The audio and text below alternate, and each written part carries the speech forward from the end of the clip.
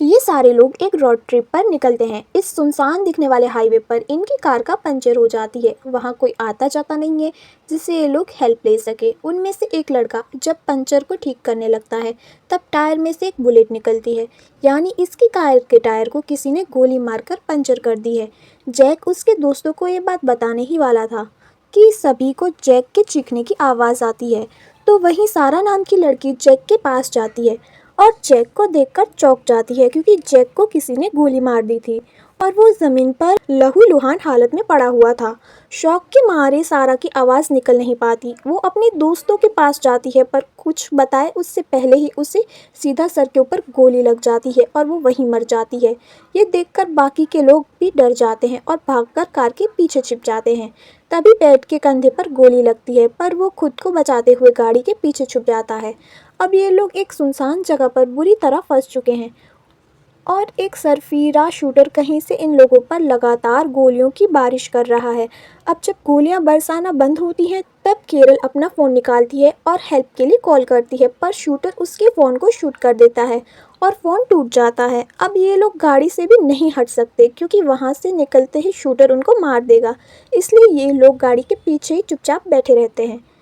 तब जोड़ी को सारा का फ़ोन पास में पड़ा मिलता है। वो फ़ोन से कैमरा ऑन करके वीडियो शूट करने लगती है। इस वीडियो में से पता चलता है कि सड़क के उस पार एक पेड़ है। कोई स्नाइपर उस पर निशाना साधते हुए बैठा है।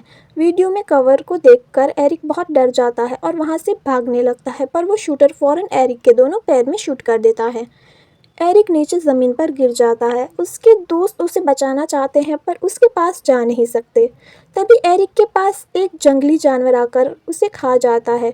ये भयानक मंजर देखकर डॉट को बहुत ही गुस्सा आता है और वो स्नाइपर की तरफ चला जाता है और उससे कहता है कि मर्दानगी है तो बाहर आओ। उससे पहले ही वो उसके करीब पहुंचता तब तक शूटर उस पर गोलियां चलाकर उसे मार देता है। और थोड़ी देर बाद इसी रोड पर एक कार नज़र आती है जिसमें एक कपल और उनकी बेटी होती है।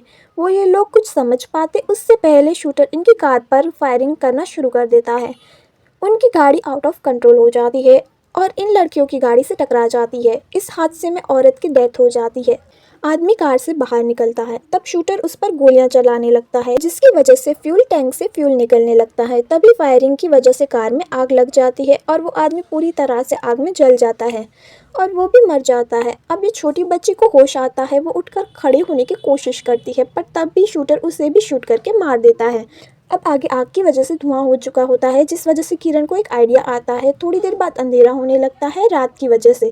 अब ये दोनों कार की सारी सीट फाड़ देती हैं और सब जगह पेट्रोल छिड़क देती हैं और आग लगा देती हैं। थोड़ी देर बाद धुआं निकलना शुरू हो जाता है।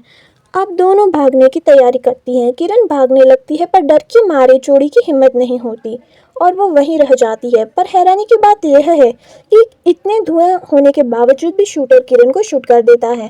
अब थोड़ी देर बाद वहाँ एक और कार आने लगती है जो कि एक पुलिस की कार होती है। पुलिस की गाड़ी को देखकर जोड़ी उसकी तरफ भागने लगती है मदद के लिए, लेकिन पुलिस की गाड़ी पर भी फायरिंग होने लगती है और जोड़ी की आंखों के सामने ही शरीफ को मार दिया जाता है। यह देख जोड़ी फ्रस्ट्रेट हो जाती है और पुलिस की गाड़ी लेकर उस शूटर की तरफ भागने लगती है और गाड़ी की फुल स्पीड से उस पेड़ में ठोक देती है जिस वजह से शूटर बैठा हुआ होता है और वो सीधा गाड़ी पर ही गिरता है। अब इस मौके का फ़ायदा उठाकर जोड़ी उसे अब इसका फ़ायदा उठा के जोड़ी उस शूटर की गन उठा लेती है और उसे शूट करने लगती है। शूटर ज़मीन पर गिर जाता है। जोड़ी बहुत गुस्से में होती है और उस गन से शूट करने लगती है, पर वो गन लोडेड होती है जो गलती से चल जाती है और जोड़ी को गोली लग जाती है और वहीं पर ही वो भी मर जाती है। अंत में कोई जिंदा नहीं बचता, सभी के सभी मारे जाते हैं।